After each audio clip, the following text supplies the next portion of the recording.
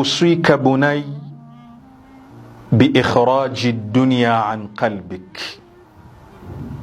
Katika wasia wetu wa pili wa mwana wazuoni mkubwa al-Allama al-Mamaqani rahimahullah, akimuhusia mwanawe na sisi, anamwambia mwanawe ahakikishe dunia anaitoa katika moyo.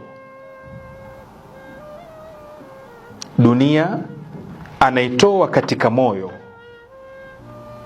Kwanza akhira ndiyo itawale katika moyo, dunia ije namba 2 baada ya akhira.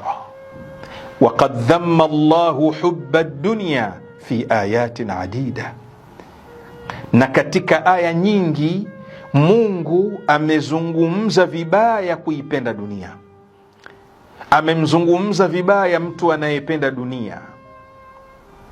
Wafussirat fil akhbari bima yuwaddihuha mithla qawlihi jalla sha'nuh zuyyina lilladhina kafaru alhayatu ad-dunya, na zimefasiriwa katika habari tofauti aya hizi zinazoitaja vibaya dunia na kuipenda dunia. Mfano, zuyyina lilladhina kafaru alhayatu ad-dunya, angalia maneno haya, wamepambiwa wale waliokufuru kuipenda dunia, yani hasunat fi a'yunihim ushribat mahabbatuha fi qulubihim hatta tahalaku alaiha.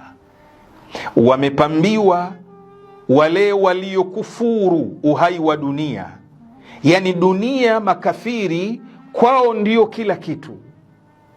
Wamenyeshwa kuipenda dunia katika nyoyo zao, wamefikia mahala wamepotea, wameangamia. Kwa nini? Kwa sababu ya kuitanguliza dunia. Wamepambiwa dunia. Lakini si hivyo tu, Mwenyezi Mungu anasema tena, wayaskharuna min alladhina amanu, na wanawacheza shere wale walioamini, min fuqarai lmuminin alladhina la hadha lahum minha, wanawacheza shere wale mafakiri ambao ni waumin kwa sababu hawamiliki chochote duniani. Walladhina taqaw min almuminin, na wale waliokuwa wacha Mungu katika waumin wanawacheza shere.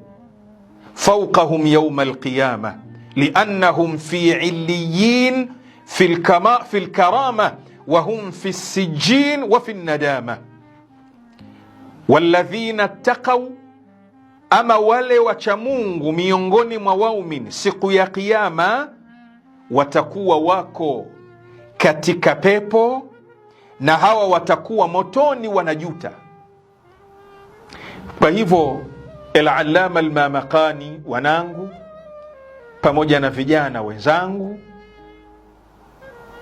Mungu anatutaka kitu cha kwanza tumtangulize yeye. Ndiyo maana ya akhira, tumtangulize yeye, alafu ndiyo tutangulize mali. Tukimtanguliza Mungu katika maisha yetu, tukitanguliza dini ya Mungu katika maisha yetu, mali itakapokuja haiwezi kutotoa katika mstari. Lakini tukitanguliza mali, Mungu akaja baada ya mali, mali ina uwezo wa kutotoa katika mstari. Zuyyina lilladhina kafaru hayatu dunya, wamepambiwa wale waliokufuru uhai wa dunia. Mwanangu, na kuhusia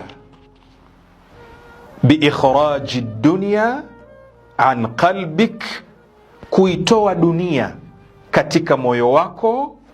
Dunia iwe namba 2, namba 1 awe ni Mwenyezi Mungu subhanahu wa ta'ala. Mwanangu, kijana wangu, wafaqaka Allah, Mungu akuwafiki. Wassalamu alaikum wa rahmatullahi wa barakatuh.